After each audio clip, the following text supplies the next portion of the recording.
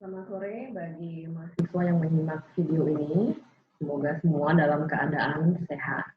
Kita berjumpa kembali dalam video ini untuk membahas mengenai chapter selanjutnya dari mata kuliah kita.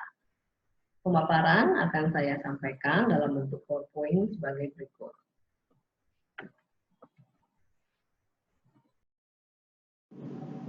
Pada video ini, saya akan memaparkan mengenai penetapan strategi produk. Poin-poin yang akan dibahas dalam video ini yang pertama adalah karakteristik produk dan bagaimana pemasar mengklasifikasikan produk. Yang kedua adalah bagaimana perusahaan mendiferensiasikan produk. Dan yang ketiga adalah mengapa desain produk penting dan faktor apa yang mempengaruhi desain produk yang baik. Poin bahasan yang pertama adalah karakteristik produk dan klasifikasi produk. Banyak orang berpikir bahwa produk selalu berwujud atau berbentuk fisik. Namun produk adalah segala sesuatu yang dapat ditawarkan ke pasar untuk memuaskan keinginan atau kebutuhan. Jadi produk termasuk diantaranya adalah barang berbentuk fisik, kemudian service yaitu layanan atau jasa, kemudian experience, pengalaman, contohnya adalah pengalaman mendaki gunung dan sebagainya. Kemudian events, contohnya adalah konser. Kemudian persons, contohnya adalah artis yang dimanajeri oleh manajernya. Jadi person di sini bukan berarti human trafficking atau perdagangan manusia atau prostitusi ya. Artinya adalah orang ini adalah berupa suatu produk yang dapat dipasarkan. Contohnya tadi seperti yang saya katakan yaitu artis dalam kaitannya dengan aspek entertainment. Kemudian places atau tempat, dalam hal ini contohnya adalah destinasi wisata. Kemudian properti, contohnya adalah meeting room dan sebagainya. Berikutnya adalah organisasi, dalam hal ini adalah produk yang dijual oleh yayasan atau ditawarkan oleh yayasan. Kemudian informasi, contohnya adalah informasi yang disampaikan pada koran atau buku. Jadi hal itu dapat dipasarkan. Dan terakhir adalah ide. Jadi ide ini juga dapat ditawarkan. Contohnya adalah ide periklanan yang ditawarkan oleh agensi periklanan. Dalam merencanakan penawaran pasarnya, pemasar perlu untuk merencanakan 5 tingkatan produk. Masing-masing tingkatan memberikan nilai pada pelanggan. Tingkatan yang pertama adalah tingkatan fundamental atau core benefit atau manfaat inti dari produk.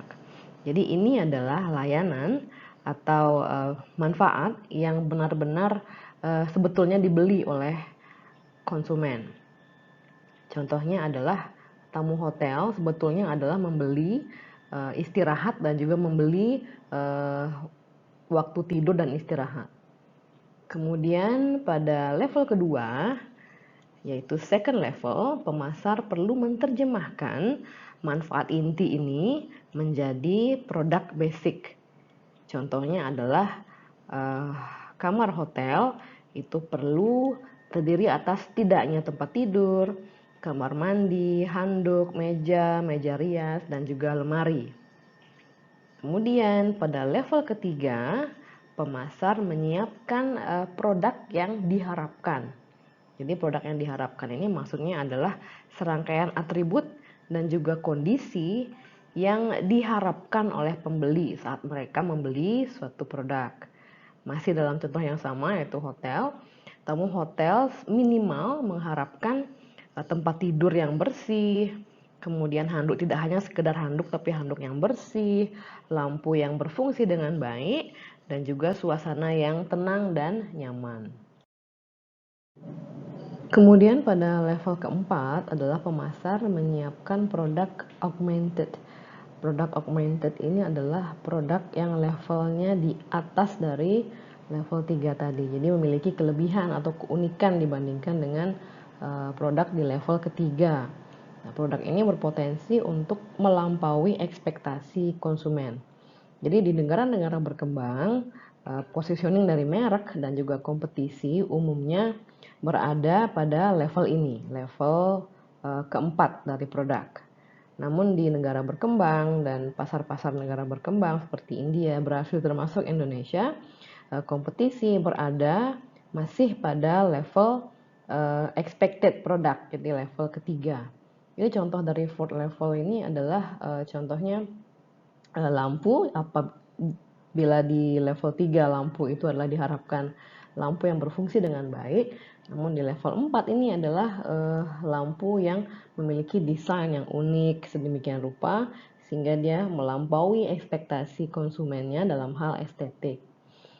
Kemudian pada level 5 adalah produk yang potensial.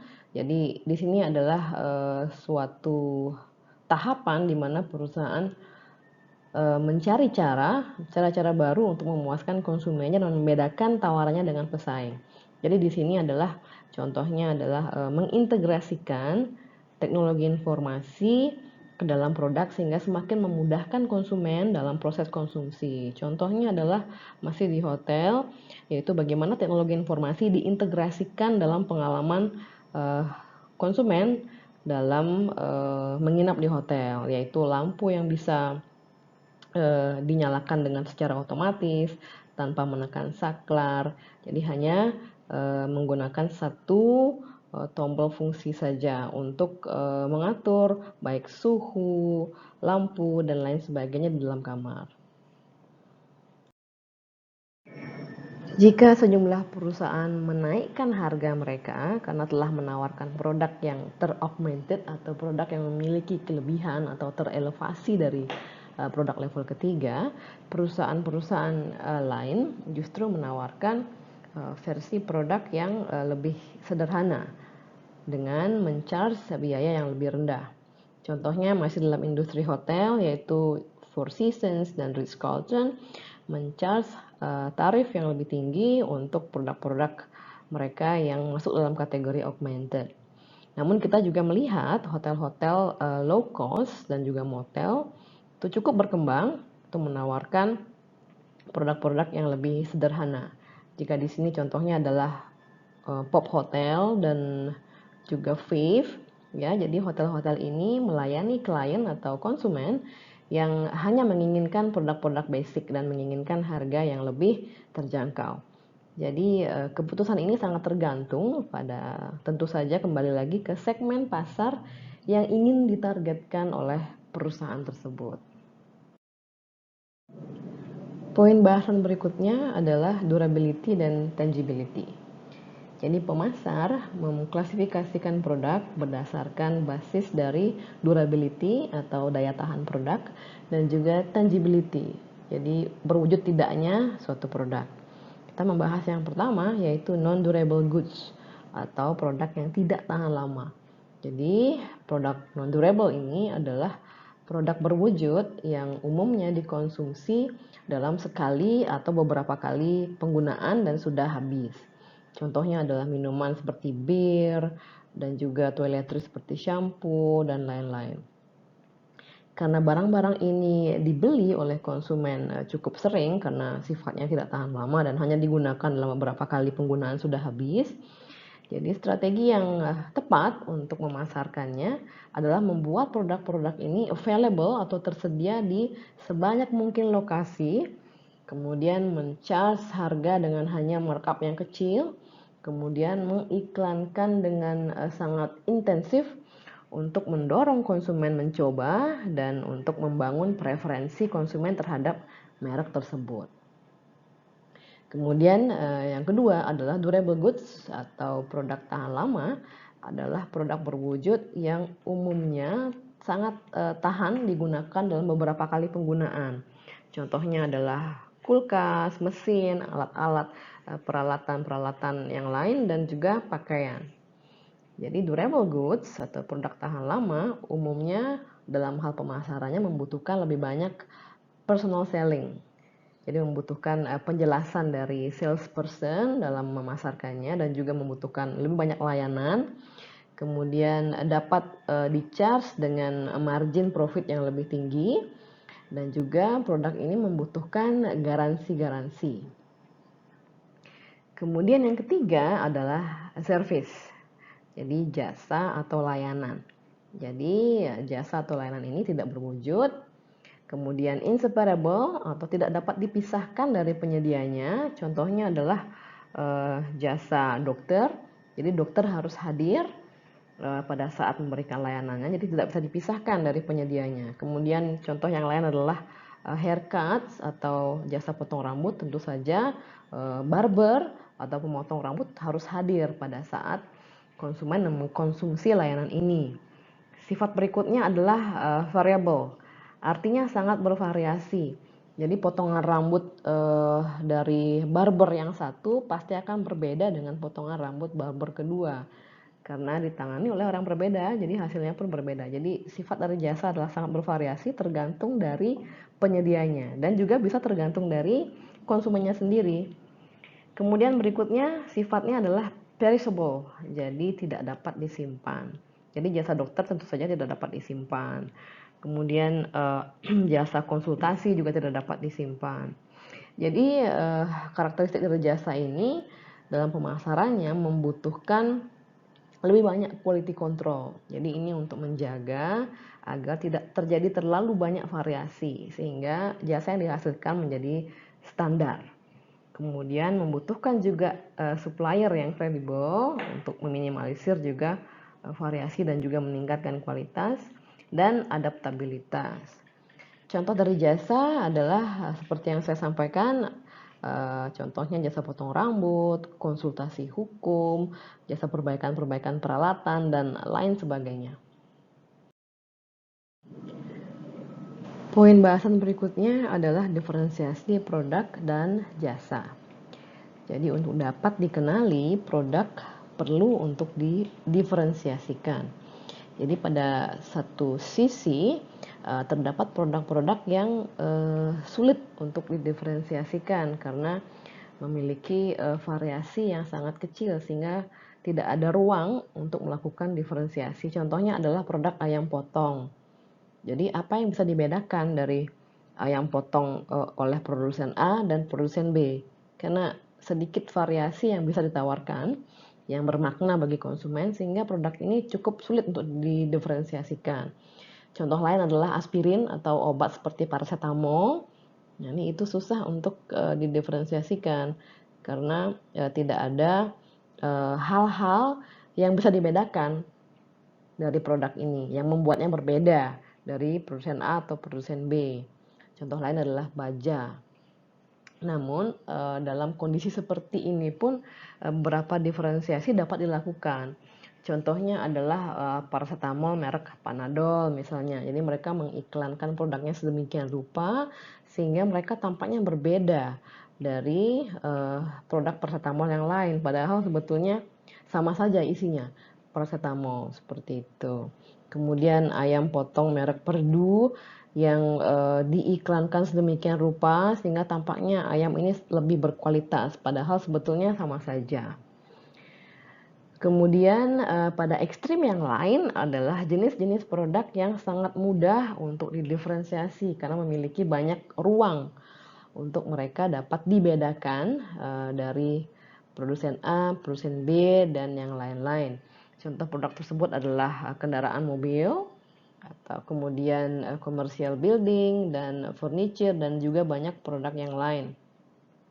Jadi dalam jenis produk ini produsen itu dapat memiliki beberapa kemungkinan atau ruang untuk melakukan diferensiasi, termasuk yang pertama adalah form dari segi bentuk. Jadi mobil sangat mudah dilakukan diferensiasi dalam hal bentuk. Ada mobil merek A yang bentuknya seperti ini, hatchback. Kemudian merek B yang mengeluarkan produk mobil model MPV dan sebagainya.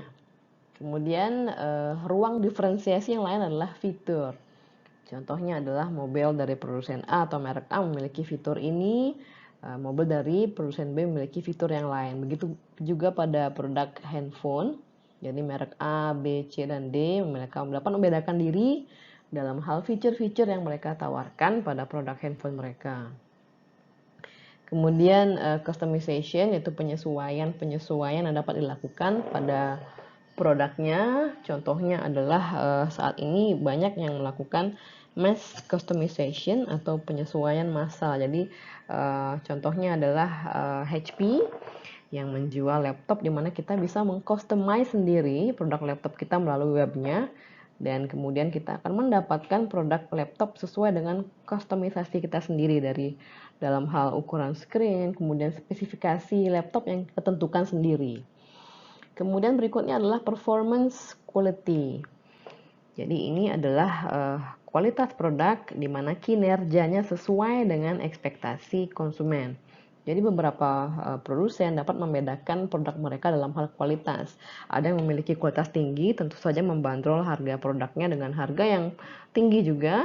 Ada juga produsen yang memberikan atau mengeluarkan produk dengan kualitas yang standar saja, biasa saja, dan tentu saja men-charge harga dalam range yang standar juga. Ini sangat tergantung dari segmen pasar yang mereka tuju. Kemudian conformance quality. Apa bedanya dengan performance quality? Conformance quality ini adalah kesesuaian produk sesuai tidak dengan spesifikasi yang dijanjikan. Contohnya adalah apabila suatu smartphone dijanjikan memiliki daya tahan baterai selama 20 jam. Nah, apabila sesuai daya tahan baterainya 20 jam, maka produk itu dikatakan memiliki conformance quality, seperti itu. Kemudian ruang berikutnya untuk melakukan diferensiasi adalah durability dan reliability. Jadi daya tahan dan juga kehandalan. Jadi ini sepertinya satu paket. Apabila produknya cukup tahan maka dia akan handal. Jadi beberapa merek memang memberikan produk-produk yang memang tahan lama. Contohnya adalah produk elektronik. Ada beberapa brand memang yang menjanjikan daya tahan produk yang lama dan juga produk yang handal. Jadi itu merek-merek elektronik itu menawarkan harga juga yang cukup di atas rata-rata. Ada juga produk elektronik merek-merek tertentu yang menawarkan produk yang tidak terlalu tahan lama namun dengan harga yang lebih rendah. Ruang lain untuk melakukan diferensiasi adalah repairability, bagaimana kemudahan suatu produk untuk diperbaiki. Kemudian dalam hal style. Stylenya adalah termasuk dari desain produknya. Jadi ini contohnya adalah bagaimana produk sound seperti Bang & Olufsen itu menawarkan produk-produk yang dengan desain yang sangat menarik dalam hal telepon, kemudian sound system. Jadi mereka menawarkan produk yang desainnya sangat unik dan menarik sehingga harganya mereka charge dengan harga yang lebih tinggi. Jadi konsumen mendapatkan manfaat estetik dari produk mereka. Pada section ini kita akan membahas poin-poin diferensiasi produk lebih mendetail. Yang pertama adalah ruang diferensiasi, yang pertama adalah form atau bentuk. Jadi seperti yang sudah saya sampaikan di slide sebelumnya, yaitu contohnya adalah paracetamol. Jadi dalam paracetamol produk ini dapat dibedakan dalam beberapa bentuk. Yang pertama adalah ukuran dosisnya, ada paracetamol yang dosis 500 mg, kemudian yang di atasnya dan bahkan di bawahnya. Kemudian diferensiasi juga dalam bentuknya, shape-nya, ada yang berbentuk bulat atau berbentuk kapsul, kemudian dari warnanya dan juga coatingnya, apakah di coating dengan coating yang manis atau tanpa coating. Jadi ini adalah bentuk-bentuk bagaimana membedakan produk dengan tawaran pesaing sehingga memudahkan dalam memudahkan konsumen untuk membedakan produk kita dengan produk pesaing. Kemudian berikutnya adalah features. Jadi banyak produk yang bisa dibedakan melalui fitur-fitur yang mereka tawarkan untuk melengkapi fungsi-fungsi basicnya. Contohnya adalah perusahaan auto companies atau perusahaan produsen mobil, yaitu mereka membedakan dirinya dalam hal features. Jadi seringnya mereka menawarkan trim levels dalam hal features. Maksudnya adalah mereka memberikan produk dengan full features pada suatu produk premium mereka. Contohnya katakanlah Toyota Alphard, jadi mereka menawarkan feature-feature yang premium atau lengkap pada mobil Alphard. Kemudian satu tingkat di bawahnya yaitu Fortuner, ada beberapa features yang ditrim atau dikurangi. Kemudian satu tingkat di bawahnya lagi yaitu Toyota Innova, beberapa features di Fortuner dikurangi sehingga harga dari Innova lebih murah. Dan di level berikutnya lagi adalah Avanza, jadi ada beberapa features di Kijang Innova yang ditrim. Jadi strategi trimming ini sebetulnya adalah untuk mengurangi biaya R&D, Research and Development. Jadi mereka produsen tersebut mereka mentrim saja featuresnya untuk mobil-mobil keluaran mereka yang lain, sehingga mereka tidak perlu lagi melakukan research and development untuk mengeluarkan produk yang baru. Jadi simply mereka mentrim saja atau mengurangi fitur-fitur yang terdapat pada produk premium mereka, dikurangi sehingga mereka dapat menawarkan produk dengan harga yang lebih terjangkau dengan fitur yang lebih sedikit. Kemudian berikutnya adalah customization atau penyesuaian. Jadi seperti yang saya sampaikan sebelumnya, jadi saat ini adalah eranya customisasi massal di mana konsumen dapat mengcustomize keinginan mereka, seperti contoh HP yang saya sampaikan sebelumnya. Jadi ini sangat mungkin terjadi karena teknologi informasi yang digunakan oleh perusahaan untuk mengumpulkan informasi mengenai konsumennya, dan di mana konsumen juga bisa memberikan informasi-informasi yang mereka inginkan melalui platform-platform media online tersebut. Di samping itu juga pabrik-pabrik didesain sangat fleksibel sehingga memungkinkan produk yang dihasilkan untuk terindividualize atau terpersonalisasi. Ruang berikutnya untuk melakukan diferensiasi adalah kualitas kinerja atau performance quality. Jadi kualitas rendah, kualitas rata-rata, kualitas tinggi, atau kualitas superior. Jadi perusahaan ini perlu merancang atau menentukan tingkat performance atau tingkat kualitas yang tepat untuk target pasar yang mereka tuju, dan juga harus menyesuaikan dengan kompetisi yang ada saat ini di industri mereka beroperasi.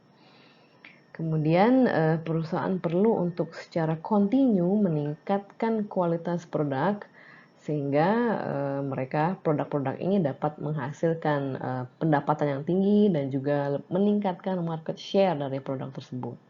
Perusahaan yang gagal untuk secara kontinu berusaha meningkatkan kualitasnya dapat memperoleh konsekuensi yang negatif, yaitu konsumen beralih ke produsen yang mampu melakukan hal tersebut. Berikutnya adalah conformance quality. Jadi pembeli mengharapkan kualitas conformance yang tinggi. Jadi kualitas conformance ini adalah tingkatan di mana semua produk yang diproduksi oleh produsen itu mereka sama, identik, dan mereka memenuhi spesifikasi yang dijanjikan. Contohnya anggaplah Porsche 911 itu didesain untuk mampu terakselerasi kecepatannya menjadi 60 miles per hour dalam 10 detik.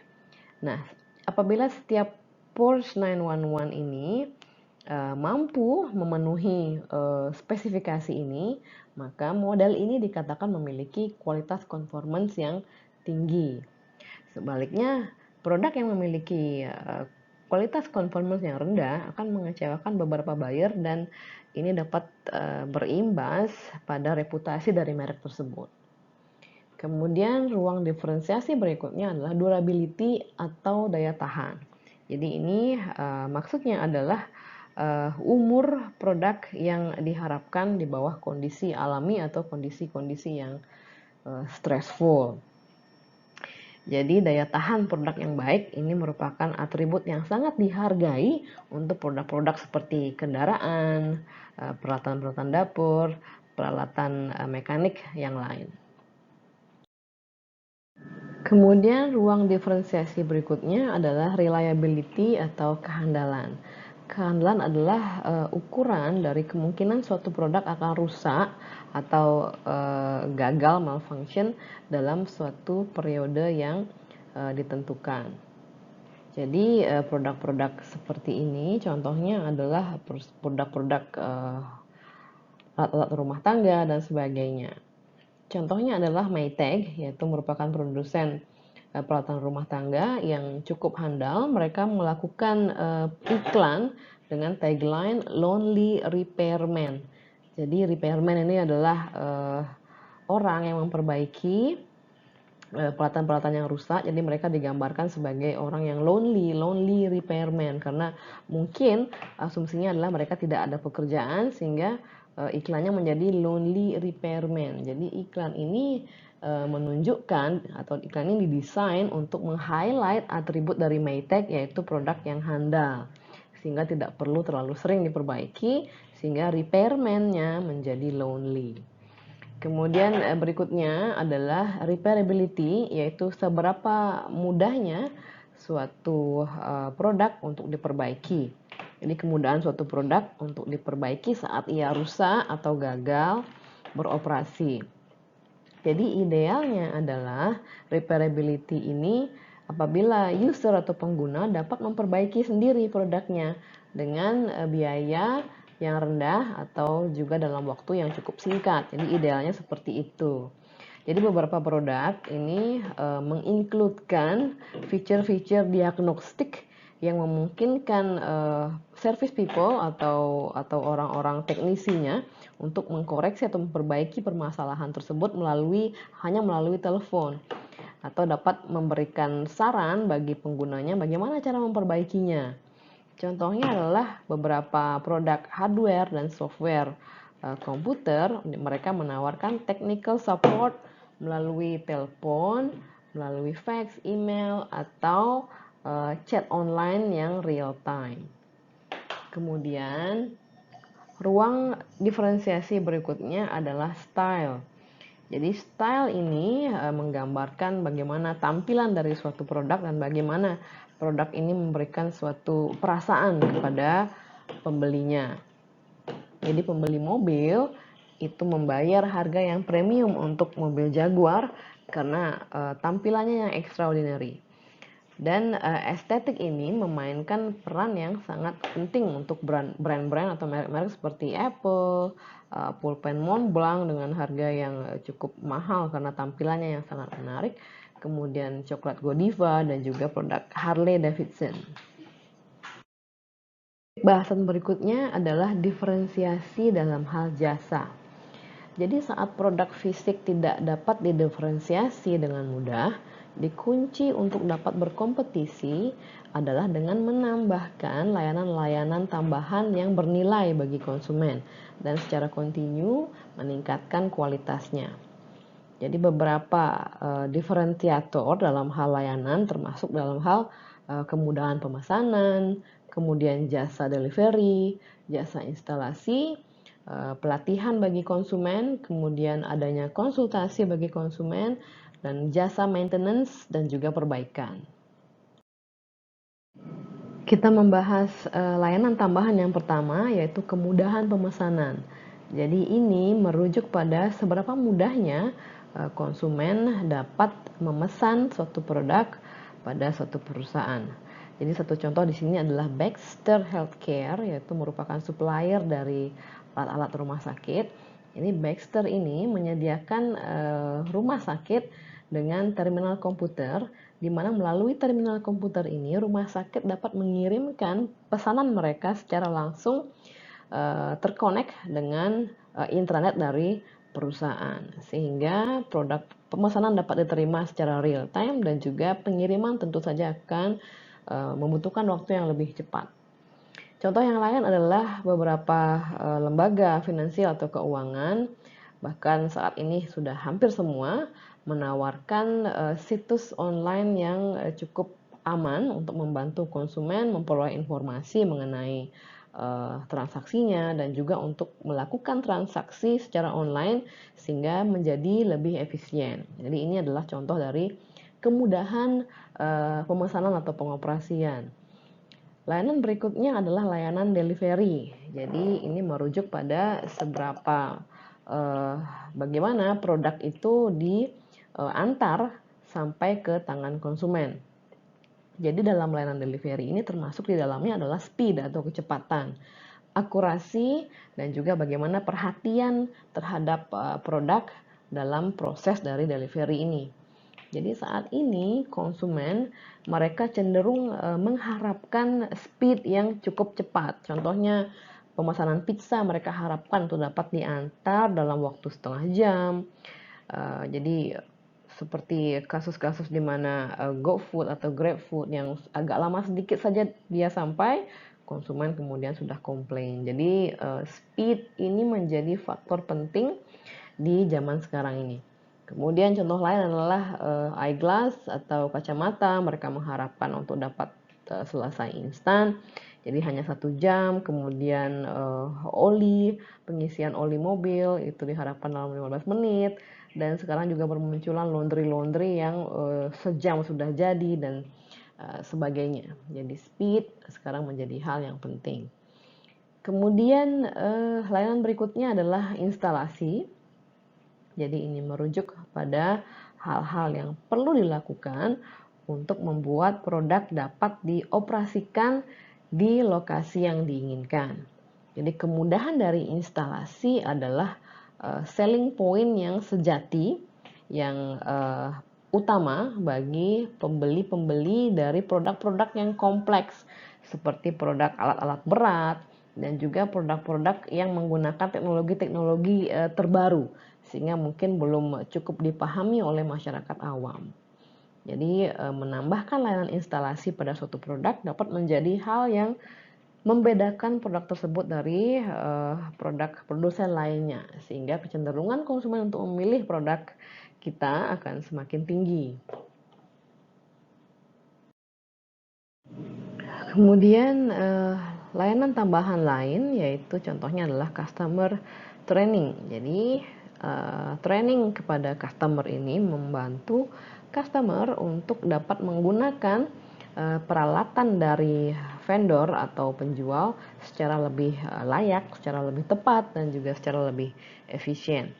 Contohnya adalah General Electric. Jadi mereka tidak hanya menjual dan membantu menginstal peralatan X-ray yang mahal pada rumah sakit langganan mereka, namun GE juga memberikan extensive training kepada penggunanya sehingga mereka mampu mengoperasikan peralatan ini dengan tepat dan juga dengan lebih efisien dan efektif. Contoh lain adalah McDonald's. Mereka mengharuskan para franchisee mereka yang baru untuk mengikuti atau mengikuti kursus di Hamburger University mereka di Illinois selama 2 minggu untuk belajar bagaimana mengelola franchise dengan baik. Kemudian layanan berikutnya adalah customer consulting atau layanan konsultasi konsumen. Jadi di sini termasuk dengan pemberian data, kemudian sistem informasi dan layanan pemberian saran yang ditawarkan oleh penjual kepada pembelinya. Jadi perusahaan teknologi seperti IBM, Oracle, dan yang lainnya, mereka merasa bahwa layanan konsultasi ini merupakan aspek yang sangat esensial dari bisnis mereka untuk dapat memuaskan pengguna dari produk mereka. Layanan tambahan berikutnya adalah maintenance dan repair, yaitu pemeliharaan dan juga perbaikan. Jadi program ini membantu konsumen untuk menjaga produk yang mereka beli tetap dalam kondisi yang baik. Jadi perusahaan seperti Hewlett Packard atau HP menawarkan online technical support atau e-support bagi konsumen sehingga mereka bisa mencari dalam online database HP bagaimana cara memperbaiki produk sendiri tanpa bantuan teknisi, atau mereka pun juga menawarkan online help dari teknisi. Kemudian layanan berikutnya adalah layanan pengembalian produk. Jadi pengembalian produk ini adalah realitas yang sangat tidak dapat dihindari dalam melakukan bisnis, terutama dalam pembelian online atau penjualan online atau e-commerce saat ini. Jadi sebetulnya menurut studi secara rata-rata tingkat pengembalian produk oleh konsumen itu hanya sebesar 5% saja dari total pembelian. Namun penting bagi produsen atau penjual untuk memberikan kebijakan pengembalian dan kebijakan penukaran bagi konsumennya. karena kebijakan ini menjadi suatu hal yang dapat mencegah atau menghalangi konsumen untuk berbelanja online. Jadi sepertiga sampai dengan setengah dari konsumen online itu tidak jadi membeli karena produsen tidak menawarkan kebijakan return atau pengembalian barang dan kebijakan exchange atau penukaran barang. Poin bahasan berikutnya adalah desain. Jadi saat kompetisi semakin ketat, desain menawarkan suatu cara yang cukup ampuh untuk mendiferensiasikan dan memposisikan layanan dan produk perusahaan. Bagi perusahaan, produk yang didesain dengan baik adalah produk yang mudah untuk diproduksi dan didistribusikan. Pada sisi konsumen, desain yang baik adalah produk yang didesain dengan baik adalah produk yang menyenangkan untuk dilihat, mudah untuk dibuka, mudah diinstal, digunakan, mudah diperbaiki, dan juga mudah untuk dibuang. Sehingga desainer perlu mempertimbangkan atau memperhatikan seluruh faktor-faktor ini dalam mendesain produk. Satu faktor yang mendorong kebangkitan dari Hewlett Packard pada pasar PC adalah penekanan yang kuat pada desain. Jadi ini memaksa pesaing lainnya seperti Dell dan juga pesaing-pesaing lain untuk menjadi lebih stylish atau merancang produk-produk yang lebih stylish untuk dapat berkompetisi di industri ini. Alasan di balik pergeseran ini adalah sangat jelas bahwa di salah satu survei konsumen dilaporkan menyatakan bahwa mereka bersedia untuk membayar secara rata-rata $200 lebih banyak untuk memperoleh laptop high-end dengan desain yang baik. Salah satu perusahaan yang unggul dalam desain di zamannya adalah Nokia. Jadi Nokia adalah yang pertama memperkenalkan cover handphone yang dapat diganti-ganti dengan berbagai macam warna dan desain. Kemudian Nokia juga menjadi yang pertama dalam mengeluarkan produk handphone berbentuk elliptical shaped, kemudian dengan bentuk-bentuk yang friendly, dan yang pertama mengeluarkan handphone dengan big screen. Jadi dalam budaya yang semakin terorientasi pada visual, menerjemahkan makna merek dan juga positioning melalui desain adalah hal yang sangat penting. Jadi di dalam marketplace yang sudah crowded atau di dalam pasar yang sudah sangat jenuh dan penuh dengan banyak kompetitor, estetika seringnya menjadi salah satu cara atau satu-satunya cara justru untuk membuat suatu produk stand out atau berbeda dari yang lainnya. Salah satu perusahaan yang juga unggul dalam desain adalah Bang & Olufsen, yaitu perusahaan yang memproduksi produk-produk terkait dengan sound system, speakers, dan sebagainya. Jadi dapat dilihat pada gambar, yaitu desain timeless dan stylish dari sound system Bang & Olufsen membuatnya dapat men-charge harga premium pada pasar sound dan speaker. Jadi desain ini seringnya adalah aspek yang penting dalam memasarkan produk-produk mewah atau produk-produk luxury. Demikian paparan saya mengenai chapter ini, semoga dapat diterima dan dipahami dengan baik. Kita berjumpa kembali di video berikutnya. Terima kasih atas atensinya. Selamat sore.